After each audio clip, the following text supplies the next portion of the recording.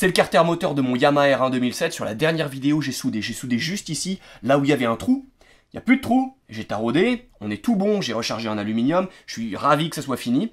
Maintenant le problème c'est qu'il y a de la limaille partout, j'ai beaucoup gratté et je vais avoir besoin de nettoyer. Évidemment c'est un carter d'huile donc il est très gras, j'ai besoin de le dégraisser. Une fois que ça c'est fait, je vais utiliser mon primaire haute température et ensuite après ça la peinture haute température, spécial moteur. Donc pour ce projet je vais avoir besoin de rien attendre, j'ai tout ce qu'il me faut. Je vais faire ça, une fois que la peinture est faite, je vais le mettre dans le four pour que la peinture soit vraiment solide, qu'elle s'agrippe vraiment dessus, que j'ai pas de problème par la suite. Une fois que tout ça c'est fini, je vais pouvoir enfin mettre ce carter sur le moteur, être fini, le moteur est complètement réassemblé et on peut continuer sur la moto sur d'autres choses. Donc c'est parti, j'y vais.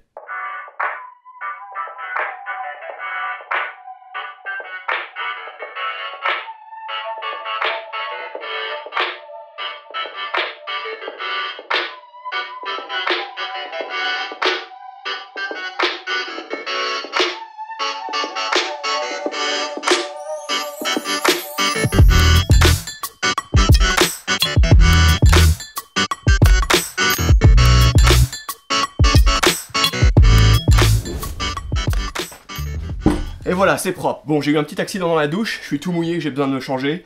Ça va sécher, et ensuite, on va pouvoir passer à la peinture. Ok, c'est bon, ce que je vais faire, c'est que je vais sécher cette partie-là, je vais utiliser de l'acétone pour vraiment dégraisser, pour vraiment m'assurer que tout est complètement nickel. Et ensuite, je vais commencer le primaire, et après, c'est parti pour la peinture.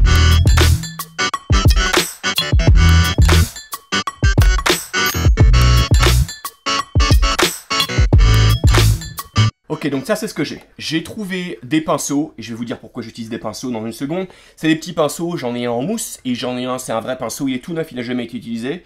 Donc voilà, c'est ce que j'ai, je dois faire avec ce que j'ai. J'ai que des gros pinceaux après, et ça va pas passer, parce que tout est vraiment compliqué, c'est des petites surfaces que je dois peindre, et dans les trous du carter, c'est pas évident. Ensuite j'ai ça, parce que je vais m'en servir pour mettre ma peinture dedans. Et ensuite j'ai du spray. J'ai du spray, la marque c'est du Rust-Oleum. J'ai un primaire qui résiste jusqu'à 500 degrés. Juste ici, donc c'est évidemment le premier truc que je vais faire. Et ensuite, quand j'ai fini avec le primaire, je vais passer à la peinture. Et en peinture, je suis en Rust-Oleum aussi, donc même marque pour les deux, qui résistent tous les deux à 500 degrés. Donc c'est ce que je vais utiliser. Et alors, je ne vais pas l'utiliser en version spray, parce que le problème c'est que je vais en mettre partout. J'ai des surfaces que je ne veux pas peindre, les surfaces d'assemblage. Vous pouvez voir aussi sur les surfaces où il y a tous les boulons qui vont venir se mettre dessus pour revisser le carter sur le moteur. Et ben j'ai pas envie de mettre de la peinture dessus. Donc je vais pas m'amuser à mettre du scotch partout, j'ai pas envie de faire ça. Ce que je vais faire c'est que je vais utiliser le spray, je vais mettre ça dans cette petite boîte en plastique. Je vais avoir de la peinture là-dedans et ensuite je vais m'en servir avec le pinceau. Je pense que c'est bon, c'est parti.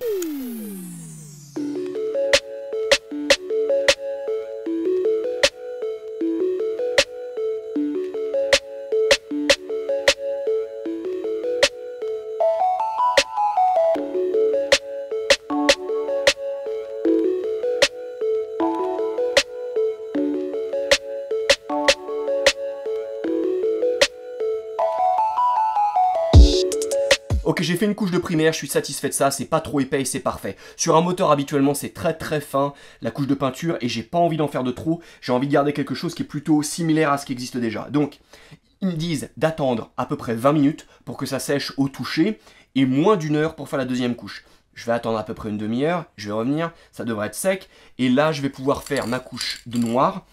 Je vais faire une seule couche de noir pour la même raison, j'ai pas envie d'être trop épais, j'ai pas envie de faire... On fait pas de la carrosserie là, on fait du moteur, c'est vraiment pour protéger l'aluminium et garder quelque chose qui soit plutôt en relation avec ce qui est fait déjà sur le carter. Donc j'attends, dans une demi-heure je reviens et on fait la peinture.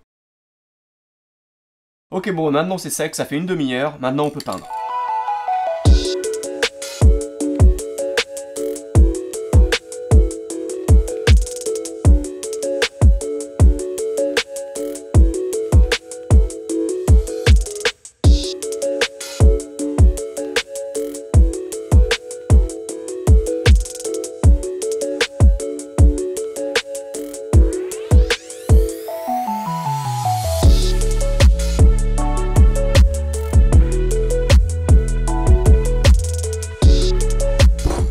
Et voilà, la peinture du carter, elle est finie. Je l'ai mis pendant 2h30 au four, sur la température la plus basse du four possible, et 2h30 parce que je m'imaginais que, vu l'expérience que j'ai en faisant ça, c'était un bon temps. Et c'est plutôt bien, c'est complètement sec évidemment au toucher, et je pense que ça a vraiment aidé à sécher la peinture. Donc ça, j'en suis content.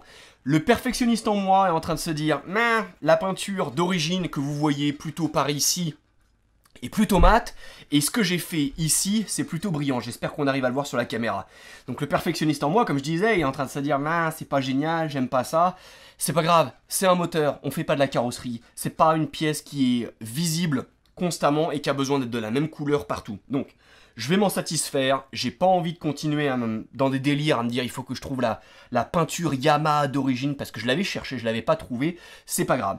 Ce que je vais faire, c'est que comme vous pouvez le voir, j'avais changé de stratégie quand j'étais en train de peindre. J'avais commencé avec le pinceau, je me suis rendu compte que ça marchait pas super quand j'en étais plus au primaire, mais quand j'en étais à la peinture, et j'ai commencé à utiliser le spray directement.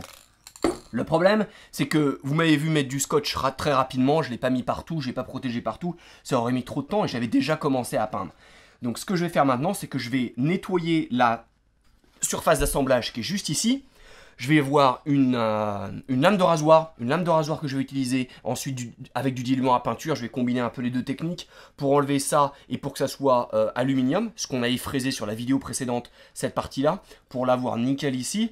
Et une fois que ça c'est fait, je vais aussi m'occuper du dessous des têtes de vis qui vont venir assembler les deux demi-carters. Elles vont venir ici, si vous arrivez à voir mon doigt sur la caméra, j'en suis pas sûr, je vais essayer de pointer différemment, juste ici et juste ici. Alors, si on regarde bien, on peut voir que le dessous de ces têtes de vis actuellement, ça devrait être aluminium pur, ça devrait être gris. Et là, on voit du noir, il y a de la peinture. C'est la même raison, c'est parce que j'ai pas bien protégé quand j'ai fait ma peinture en spray. C'est pas un problème, c'est pas grave. Ce que je vais faire, c'est que je vais essayer de le nettoyer. La raison pour laquelle je nettoie, c'est vraiment parce que quand on vient mettre ces vis pour assembler les deux demi-carters ensemble, et qu'on les serre au couple, j'ai pas envie qu'il y ait des éclats de peinture qui aillent ensuite dans l'huile, qui soient en train de flotter dans l'huile dans mon moteur. Dans un moteur qui prend plus de 10 000 tours. C'est pas vraiment l'idée que je me fais du travail que je fais. Donc, on va nettoyer ça. Ça va vraiment être du nettoyage de peinture qu'on va faire actuellement. Et quand ça c'est fait, ça veut dire qu'on peut remettre le carter sur le moteur. Parti, on nettoie.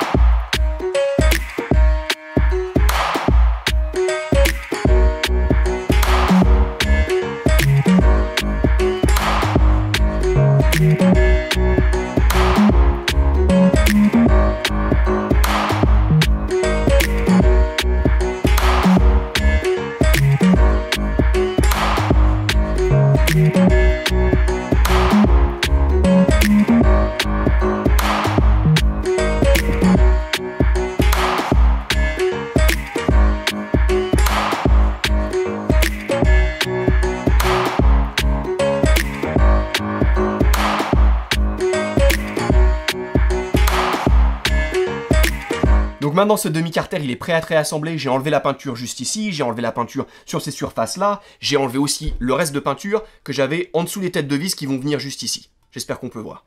Donc, une fois que ça s'était fait, j'ai utilisé un paquet d'acétone pour nettoyer tout ça, pour dégraisser. Je suis reparti dans la baignoire et avec de l'eau chaude, j'ai passé beaucoup de temps à vraiment nettoyer l'intérieur et l'extérieur. Il y avait des coins, avec cette brosse-là, il y avait des coins où il y avait de l'huile, de la vieille huile qui était vraiment dans des coins bien serrés qui ne voulaient pas s'en aller. Donc j'ai nettoyé tout ça, je suis allé dans chaque petit recoin et j'ai tout nettoyé. Je suis très content de ce que j'ai maintenant. Ça veut dire que cette pièce-là, elle est prête. Et le problème, c'est que maintenant, c'est le moteur qu'il faut préparer. J'avais enlevé le silicone qui restait du joint silicone sur cette surface-là. Bon, bah j'ai la surface de l'autre demi-carter que j'ai à nettoyer et je veux m'assurer que j'ai pas de petits gravillons ou de saletés qui sont dans le reste du moteur. On en avait vu plein sur la vidéo précédente et je veux m'assurer que cette fois-là, le reste du moteur, il est bon. Quand tout ça c'est prêt, que c'est nettoyé, ça veut dire que je vais pouvoir remonter ça. Donc c'est parti, je vais prendre la caméra et on va regarder le moteur et je vais nettoyer ça.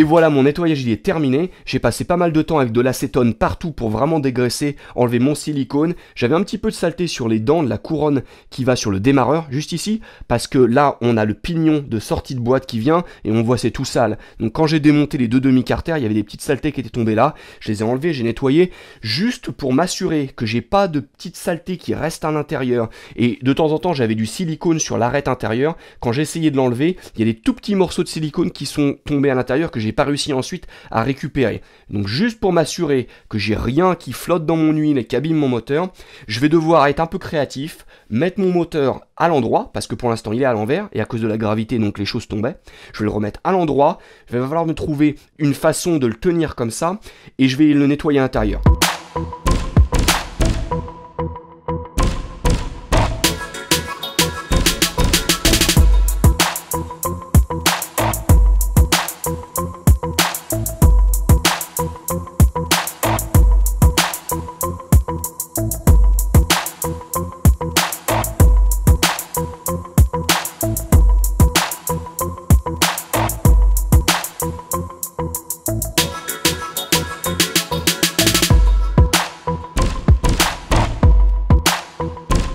Ah, ça a l'air bien propre maintenant, je suis content. Je vais montrer à quoi ça ressemble. Donc j'ai complètement vidé mon dégraisseur, ma bouteille en spray de dégraisseur. J'y suis allé plusieurs fois, vous m'avez vu une fois sur la caméra, mais je l'ai fait plusieurs fois, j'ai dû le faire 4 fois en tout. Je suis vraiment allé dans les petits recoins avec ça, quand c'était encore sur la bouteille, pour aller dans les petits recoins, et je vais montrer ça maintenant. Donc là, on voit, vous voyez la boîte de vitesse. La boîte de vitesse, elle était propre, il n'y avait pas grand chose qui se passait là-dedans. Et ce qui était abîmé, bah pas abîmé, ce qui avait des détritus, des petits fragments de la route, et habituellement les tout petits gravillons qu'on peut voir sur la route, c'était vraiment ici, et ça fait un peu peur évidemment, au niveau du vilebrequin, au niveau des chemises et pistons. Il n'y a rien de rayé, j'ai vraiment regardé les surfaces, c'est très dur pour moi de le montrer sur la caméra, j'ai vraiment dû passer pas mal de temps à regarder tout ça avant, j'essaye de montrer quand même, mais c'est pas ce qu'il y a de plus évident. Voilà, donc ça c'est ce qu'on a sorti. Au final, bon, il y a de l'huile, mais il y a aussi, on peut le constater, il y a des petits morceaux, il y a un petit morceau de silicone noir. Bah, bref, tout ça c'est propre maintenant. J'en suis bien content et j'essaie vraiment de montrer à quoi ça ressemble actuellement. J'ai passé pas mal de temps au niveau de la chaîne de distribution aussi pour m'assurer que c'était propre. Les 4 cylindres ont l'air vraiment propres pour moi, la boîte de vitesse, etc. Et là, on peut regarder rapidement, si je mets la lumière comme ça, ouais, on peut voir, les paliers sur le vilebrequin, ils ont l'air très propres, pas abîmés. Ils sont pas rayés. J'essaie juste de montrer avec la lumière. Ouais, comme ça. Voilà, c'est à ça que ça ressemble. Donc je suis très content. J'étais en train de me poser des questions auparavant. Est-ce que j'ai vraiment besoin de le nettoyer ou pas, juste pour un petit bout de silicone qui est tombé dedans. C'était minuscule ce qui était tombé. Je suis très content de l'avoir fait, d'avoir vidé mon dégraisseur dessus. Maintenant, ce que je vais devoir faire, c'est je vais descendre le moteur et je vais pouvoir commencer à le réassembler. C'est parti.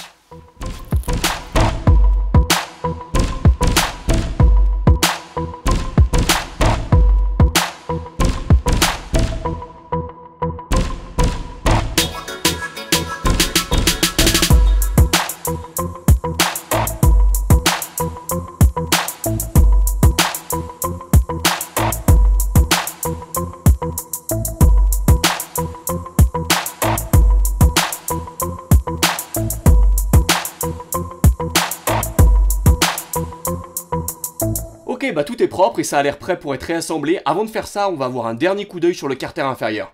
Ok, donc très rapidement sur ce demi-carter avant de le remettre sur le moteur, je veux parler de différentes choses. Premièrement, à chaque fois qu'on a des pièces d'origine, on se dit toujours qu'elles sont de tellement meilleure qualité que le reste des pièces adaptables qu'elles doivent être parfaites. Et c'est pas vrai, elles sont pas parfaites. Elles sont certainement au meilleur niveau de qualité parce qu'elles ont un contrôle qualité bien plus assidu tout au long de la production de la pièce. Ça, je suis complètement d'accord là-dessus. C'est le meilleur qu'on peut trouver la plupart du temps par rapport à l'adaptable. C'est la raison pour laquelle elles sont plus chères aussi. De temps en temps, elles sont trop chères.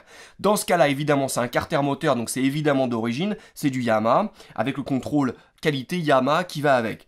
Mais ça ne veut pas dire qu'elles sont parfaites. Donc quand on regarde juste ici, et c'est un endroit que j'ai pas touché sur le carter d'huile, moi j'ai soudé de l'autre côté, de ce côté-là, et ici, quand on regarde là où je vais mettre le doigt, je vais l'enlever, c'est juste pour vous donner une idée de ce que je veux montrer.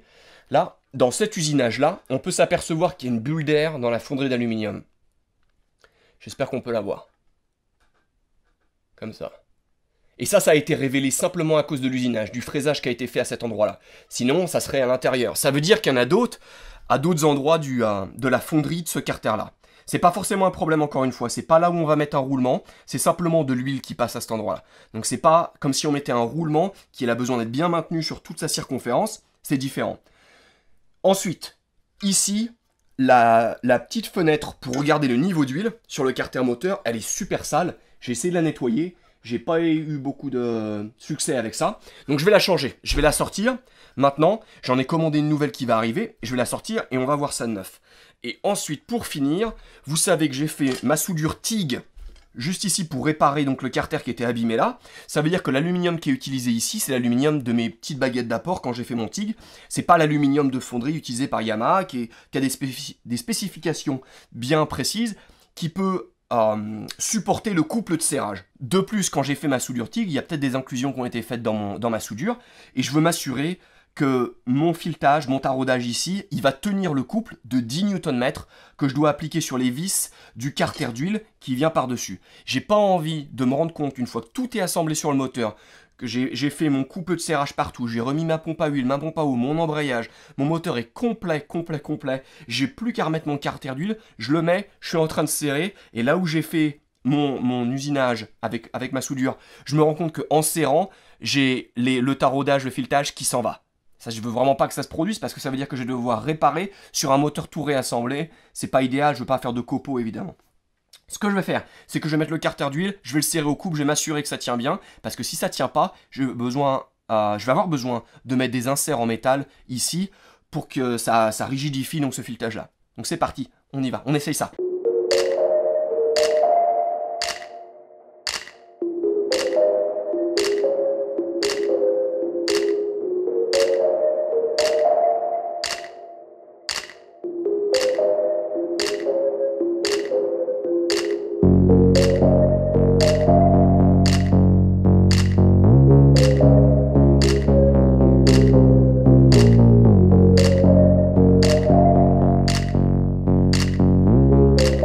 Et voilà, on est tout bon, j'ai enlevé la fenêtre de niveau d'huile, donc je vais pouvoir la remplacer. J'ai mis le couple sur toutes les vis de mon carter d'huile sur le carter.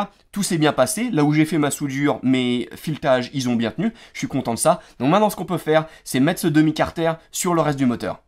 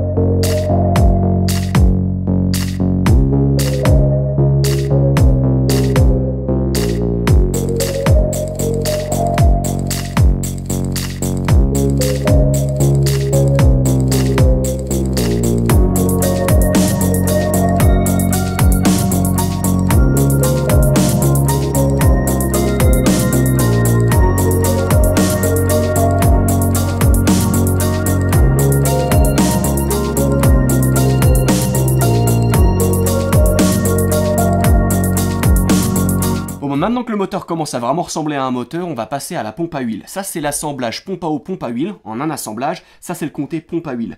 J'ai peur, avec les saletés qu'on a vues dans le carter moteur, qu'il y ait peut-être des saletés qui soient rentrées dans la pompe à huile. Une pompe à huile, c'est très fragile. S'il y a des petits bouts de pierre, un petit bout d'aluminium qui est rentré dedans pendant qu'elle fonctionnait, pendant que le moteur tournait, ça peut avoir endommagé les lobes qui sont à l'intérieur. Donc on va contrôler ça, on va vérifier que tout va bien. Si tout va bien, on peut tout remonter et c'est bon, ça va sur le moteur. Sinon, il va falloir que je rachète les lobes qui sont abîmés pour pouvoir être sûr que j'ai la bonne pression d'huile dans mon moteur quand il fonctionne. Parce que ça serait vraiment bête d'avoir le moteur complètement remonté pour se rendre compte que la pression d'huile, elle n'est pas là. Donc c'est parti, on démonte ça.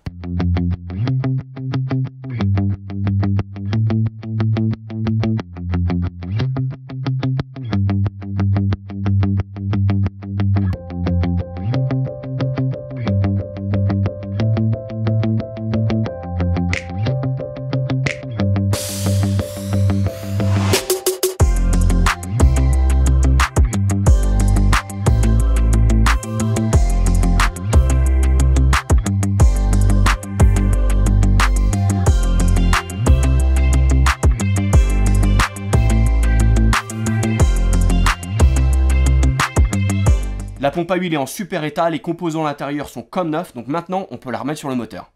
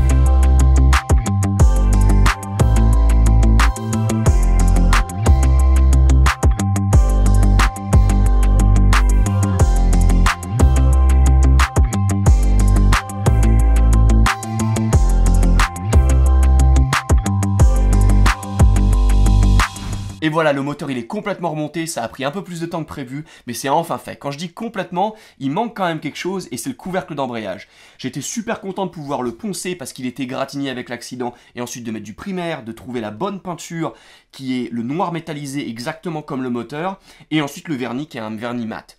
Le problème, c'est que quand j'ai renettoyé l'intérieur après avoir fait la peinture, il y a un petit peu d'acétone que j'utilise pour dégraisser qui a coulé à l'extérieur sur la peinture. Et donc à ce niveau ici, et ensuite juste ici. Et je vais vous montrer. Ça a fondu un petit peu le vernis et la peinture. J'espère qu'on peut le voir. J'essaie de bouger un petit peu avec la lumière pour qu'on puisse le remarquer. Donc c'est vraiment pas ce que je voulais avoir. J'étais content, j'avais une pièce qui était super jolie. Et puis maintenant, bah, on voit là des marques qui sont juste ici et là. Ça me va pas. Donc ce que je vais faire, c'est que je me rends compte donc que mon vernis, il n'est pas adapté pour une utilisation sur un moteur. Un moteur où il peut y avoir de l'essence qui coule, il peut y avoir de l'huile. Tout ça, c'est agressif. Et donc j'ai besoin d'un vernis qui est super costaud et c'est pas le cas là. J'en ai commandé un qui devrait faire l'affaire. J'espère qu'il sera bon. Je vais le recevoir dans un petit moment. Donc je vais devoir, ça va pas être forcément très compliqué, mais ça va prendre du temps. Je vais devoir tout reponcer et ensuite repeindre et repasser donc ce vernis que je vais recevoir qui devrait être beaucoup plus professionnel. Et donc là je serai bon et ça veut dire que le moteur il est enfin complètement fini. Ce que je vais devoir faire maintenant, c'est m'occuper du cadre et du bras oscillant avant de pouvoir complètement tout remonter. Donc sur le cadre, j'ai une fissure, j'ai besoin de souder. Donc maintenant que je sais un peu souder l'aluminium, je vais devoir passer là-dessus. Je vais en profiter que la moto est complètement sans son moteur, très légère, pour la mettre à l'envers, faire ma soudure, parce que c'est là que la fissure est, elle est tout en bas du cadre. Et ensuite, je vais en profiter pour changer mon bras oscillant avant de remonter tout et que la moto soit lourde. Ça sera plus simple. Donc j'aurai un nouveau bras oscillant, j'aurai mon cadre qui sera ressoudé, je ferai un petit peu de primaire, de peinture, et le même vernis, qui sera le vernis mat, qui sera résistant à la chaleur, etc. Et donc là c'est bon, ça veut dire que le projet enfin il reprend forme, et ça c'est toujours plaisant dans un projet, c'est toujours simple de démonter des choses, de se rendre compte de ce qui est cassé, de trouver les pièces c'est plus compliqué, de trouver la peinture dans mon cas, de trouver les outils qui sont nécessaires, et c'est souvent la raison pour laquelle les projets s'arrêtent et ils continuent pas, c'est parce qu'on arrive à des problèmes qui deviennent plus compliqués que ce qu'on avait imaginé, et donc on continue pas, et c'est vraiment pas ce que je veux faire évidemment, je veux vraiment que cette moto elle reparte sur la route, donc je vais avoir les pièces qui sont bonnes là pour le moteur, je vais m'occuper de ça, je vais m'occuper du cadre, je vais m'occuper du bras oscillant, donc ça veut dire que la prochaine vidéo, on va vraiment arriver au moment où on commence à remonter des choses. Donc si vous voulez voir ça, considérez vous abonner à la chaîne, activez vos notifications, de cette façon vous savez quand je poste une nouvelle vidéo. Si vous aimez cette vidéo, voilà, aimez la vidéo, je vous vois sur la prochaine, et en attendant, continuez à bricoler.